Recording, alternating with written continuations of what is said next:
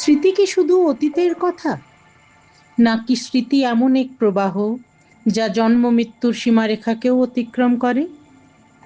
সেই অনন্ত স্মৃতির অনুসন্ধানেই কবি রঞ্জিত লোধের কবিতা স্মৃতিচারণ। কবিতাটি আবৃত্তি করার চেষ্টা করছি।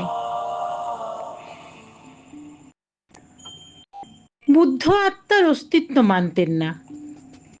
তার জন্মান্তরবাদকে কর্মতত্ত্ব দিয়ে ব্যাখ্যা হয়ে থাকে। আমার তাতে তেমন আগ্রহ নেই। আমার প্রিয় তার জাতকের গল্প।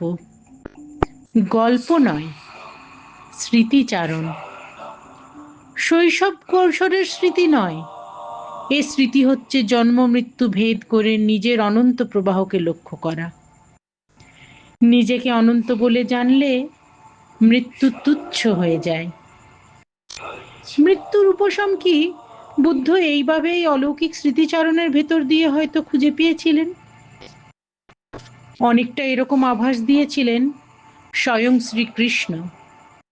তখন তিনি অর্জুনকে বলেছিলেন, তুমিও অনেকবার জন্মগ্রহণ করেছ, আমিও অনেকবার, কিন্তু তোমার আমার মধ্যে প্রভেদ হচ্ছে এই যে তোমার সেই সব জন্মের কথা মনে নেই, কিন্তু আমার মনে আছে।